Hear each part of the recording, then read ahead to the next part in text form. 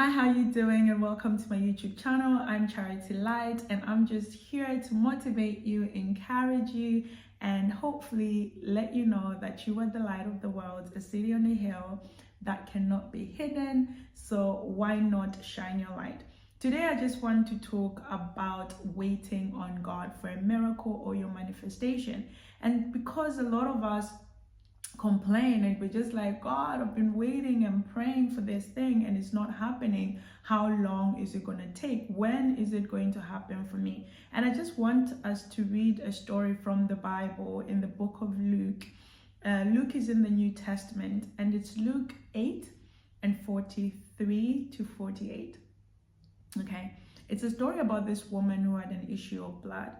So it says, and a woman having an issue of blood 12 years, which had spent all her living upon physicians, neither could be healed by any of them, came behind him and touched the border of his garment, and immediately her issue of blood stanched. And Jesus said, "Who touched me?" When all denied, Peter and they that were with him said, "Master, the multitude throng thee and press thee, and sayest thou, who touched me?" And Jesus said, "Somebody hath touched me, for I perceive that virtue has gone out of me." And when the woman saw that she was not hid, she came out trembling and fell, and falling before him, she declared unto him before all the people for what cause she had touched him, and how she was healed immediately. And he said unto her, "Daughter, be of good comfort, thy faith hath made thee whole, go in peace." And he said to her, "Daughter, be of good comfort, thy faith hath made thee whole, go in peace." So this woman had suffered with an issue of blood. She was bleeding for 12 years. And the Bible tells us that she'd gone to so many physicians, gone to so many people to ask for healing, but nobody could heal her, no doctor could heal her. And so this was going on for 12 years. I'm going to pause that there. It went on for 12 years.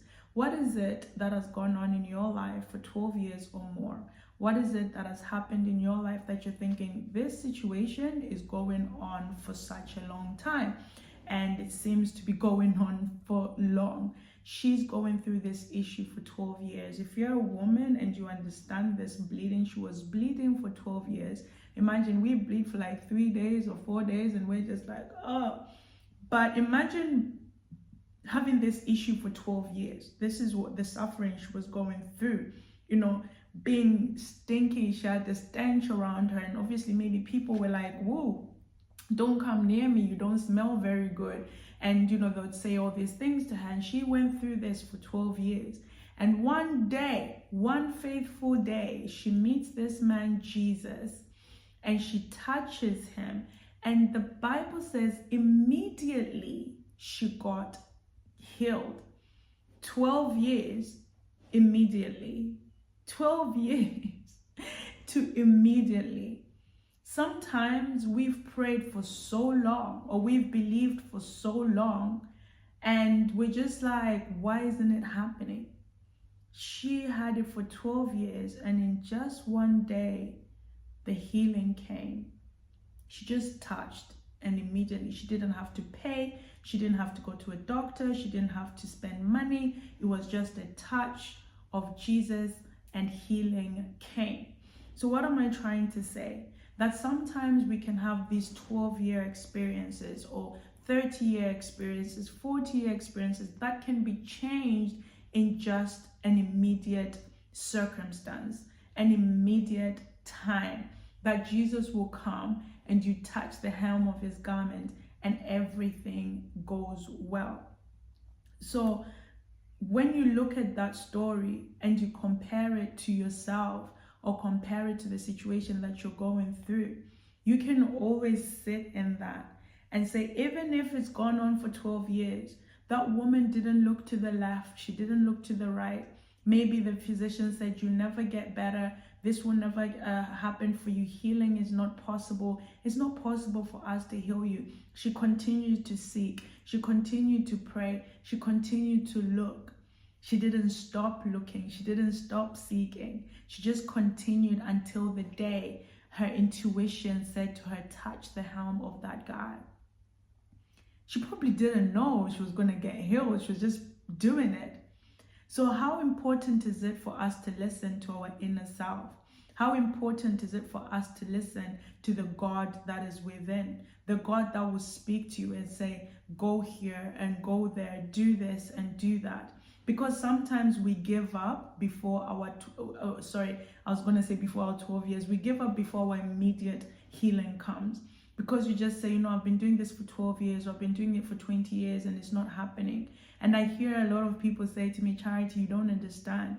I've been going through this for years. I'm supposed to be this now. I'm supposed to have finished my education. I'm supposed to have been a mother. I'm supposed to have been married. I'm supposed to have this and I'm supposed to have that, but I don't have it.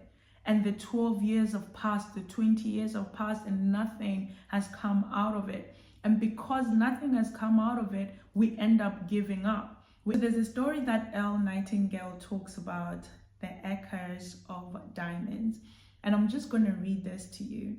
It's an African tale, right? The Echoes of Diamonds story, a true one, is told of an African farmer who heard tales about other farmers who had made millions by discovering diamond mines. These tales so excited the farmer that he could hardly wait to sell his farm and go prospecting for diamonds himself. He sold the farm and spent the rest of his life wandering the African continent, searching unsuccessfully for the gleaming gems that brought such a high price on the markets of the world. Finally, worn out in a fit of despondency, he threw himself into a river and drowned. Meanwhile, the man who had bought his farm happened to be crossing the small stream on the property one day, when suddenly there was a bright flash of blue and red light from the stream bottom. He bent down and picked up a stone.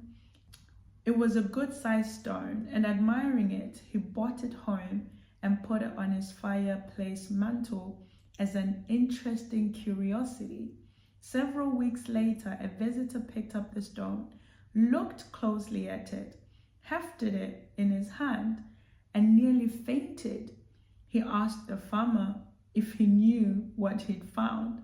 When the farmer said no, that he thought it was a piece of crystal, the visitor told him he had found the largest diamond ever discovered. The farmer had trouble believing that. He told the man that his creek was full of such stones, not all as large as this one on the mantle, but sprinkled generously throughout the creek bottom. The farm the first farmer had sold so that he might find diamond mines turned out to be the one of the most productive diamond mines on the entire African continent. The first farmer had owned free and clear acres of diamonds, but he had sold them for practically nothing in order to look for them elsewhere. The moral is clear. If the first farmer had taken the time to study and prepare himself to learn what diamonds looked like in their rough state, and to thoroughly explore the property he had before looking elsewhere, all his wildest dreams would have come true. The thing about this story that has so profoundly affected millions of people is the idea that each one of us, at this very moment, standing in the middle of our own acres of diamonds, if we had only had the wisdom and patience to intelligently and effectively explore the work in which we are now engaged to explore ourselves, we would most likely find the riches we seek, whether they're financial or intangible or both. before you go running off to what you think are greener pastures, make sure that your own is not just as green or perhaps even greener. It has been said that if the other guy's pasture appears to be greener than ours, it's quite possible that it's getting better care. If the other pasture looks greener than ours, it's quite possible that the other pasture is being taken care of more than we're taking care of ourselves. So what was I trying to say in that story is that the woman with the issue of blood did not wait. She did not stop looking. She did not stop looking for the healing, for her healing. She could have stopped halfway, like this guy who just, went off, sold his land and said, I'm just going to go off because I can't get what I want right now. And this woman continued until she touched the hem of Jesus and she got her healing. What I'm trying to say is continue waiting, continue walking, continue hoping until you find your own acres of diamonds. My name is Charity Light. Thank you so much again for coming on this channel. Remember, you are the light of the world, a city on a hill that cannot be hidden. So go shine your light because the world is waiting for you.